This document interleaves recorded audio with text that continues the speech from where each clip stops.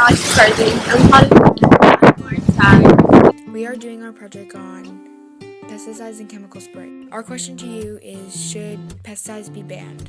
we made this topic because there is a lot of controversy about using pesticides on our crops. We chose this topic because it seemed like an unusual topic to talk about. Our thesis is that pesticides should be banned because they cause a lot of harm to our environment, animals. We'd like to eat a tetrahydrin diet, no neurotoxin, sprinkled on your strawberries tomorrow morning. Pesticides are the only toxic substance released intentionally into our environment to kill and harm living things. What we have researched was that pesticides can lead to health problems. Some of the effects are asthma, cancer, respiratory illness, nerve damage, and allergy. Pesticides can mix with the water, run off to contaminate, which can lead to people getting sick and eventually death. It can leave dangerous residue that can be ingested. It can get in our soil, which can poison our food. It also can pollute our air we breathe in. Humans and animals at risk. Pesticides are dangerous and should be banned. This is the farmer Ed Terry from Terry Farms. How do you keep your water sources clean? Clean? They better be clean coming out of the soil, out of the ground when we don't use them. So we test our water wells almost monthly. We check for fecal coliforms and other types of pathogens that could be in the water. And we have food safety audits every quarter where we have to prove to the auditors that the water sources are clean by an independent laboratory. How do you keep the nutrients in the soil? Okay, so every so often we will take soil samples, send them to a laboratory, and see how much NP and K, nitrogen, potassium, and phosphorus is in the soil. And some crop, what we try to do is to rotate crops because each crop has different beneficial aspects for the soil.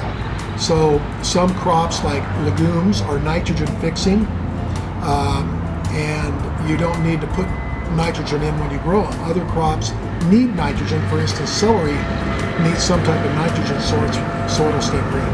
So we try to manage our crop rotations so each crop gets the benefit of the last crop. How do you balance pesticides with the seed? The state of California has its own agency. It's called the Department of Pesticide Regulation, which is above and beyond the federal regulations. So just can only use materials that have been tested by the state to use on crops in California, and certain materials are registered on specific crops. So you can't take a material that's registered on celery and use it on peppers because you'll go to jail. So you can't do that. So you only use what's been licensed and for those crops. Do you grow organic seed? We have some blueberries that probably are organic, but we don't certify them as organic because of some of the fertilizers we like to use in them. They don't get sprayed, but organic, I'll give my 2 cents worth on organic. A lot of people like to buy organic products. That's not a problem, but there is organic foods, quote unquote. There's no science backing it up. So people will be really happy that they're buying an organic stalk of celery. But when you look at a gas chromatograph, there really is no difference between a stalk of organic celery and a stalk of conventionally grown celery. In fact, right now, you've probably read in the newspaper, there's an insect called the Asian citrus psyllid that is attacking citrus trees here. And it's such a devastating pest that it can transmit a disease called HLB, and that HLB will kill the tree. And so consequently, they're having to do wide area spraying for ACP. And even the folks that grow organic lemons, they're getting an exemption because they have to spray their trees with this material that isn't organic, but the state said we'll give you a pass to say it is organic. So that just, the fact of the matter is that I believe, and always have believed, that until somebody can convince me differently by science, that organic products are more of a marketing aspect versus a methodology of growing a crop. What Ed Terry explained to us was what the restrictions on pesticides were. He also shared how Terry berries kept our soil and water supply clean. He informed us of his opinion on organic farming. We thought it was very interesting because we learned that even organic farms use some sort of pesticide. This is Jason from To My Farm. How do you control the amount of pesticides that grows on a crop? When we do, like, say, before, each pesticide has a label that tells you exactly and how much you can use. We go by what's the label, which is set by California Department of Pesticide Regulations. Yeah, you can't just like go hog wild and spray like every day forever.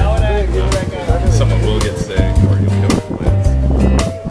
Do you think pesticides are good or bad? Look at it like this. So it's like medicine. It can be good or bad. That taste, if you use too much, it's not good. But I mean, sometimes you have to use it to control the pests because organic methods just don't work. And I mean, even with organics, what a lot of people don't realize is you still use sprays on your organic stuff. So we do that too. We try not to, mostly because they're expensive. And then a lot of the times, once the pest is in, you're not going to kill it anyway. So it's almost like a kind of a waste to just keep doing it. Jason explains how to control the amounts of pesticides they put on. He also states that organics still use pesticides, they just use them without our knowledge, which isn't any better. Jason gives us his opinions on what he believes on pesticides. This is a farmer named Michael from H&M Farms who considers themselves local pesticides free. What's your opinions on pesticides? Well, you can't grow crops without some type of pesticide, but it's whether you're using synthetic or non-synthetic. So non-synthetic pesticides are definitely the best way to go. Synthetic pesticides are damaging and will cause sickness in humans. Okay, I'll take. Well, there's different types of applicators. They've got like backpack ones. Some people use airplanes even. But if you've just got a few acres, you can just take a little handheld thing with your non-synthetic neem oil and just spray wherever you see a problem. When you get over like 20 acres or even up to 100 and 500 acre farms, they use tractors and they just fumigate the whole field and spray herbicides everywhere and pesticides. They'll literally drop a load of pesticides from an airplane on the entire field, not just spot treating problematic areas. Michael quotes that you cannot grow a crop without some kind of pesticide. It just depends on what kind of pesticide you use on the crop, either it's synthetic or non-synthetic. He also informs that larger farms don't calculate how many pesticides they use. More than smaller farms know and track how much they use. We have asked one of each of the farmers to state some of their natural ways of growing their produce to use less pesticides. What are your natural ways to prevent from using a pesticide?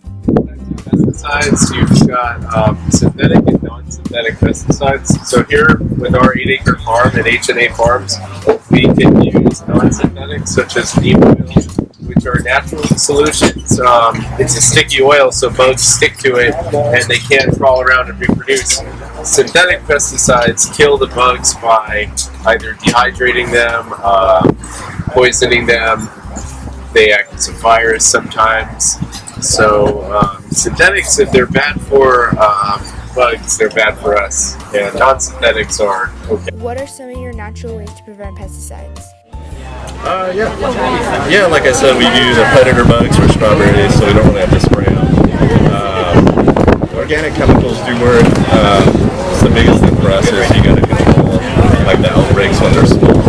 So once they get big, no matter how much you spray or what you spray, it's not going to do anything. What is a method that you have found out that prevents using pesticides?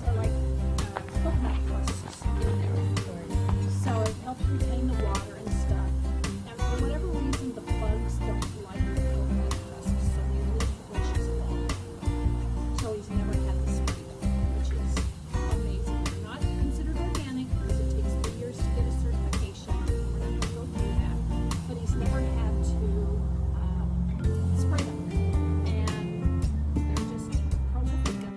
What we learned from this project was we need the option to use pesticides and they should not be banned. Pesticides are obviously not good for our environment and that is never going to change.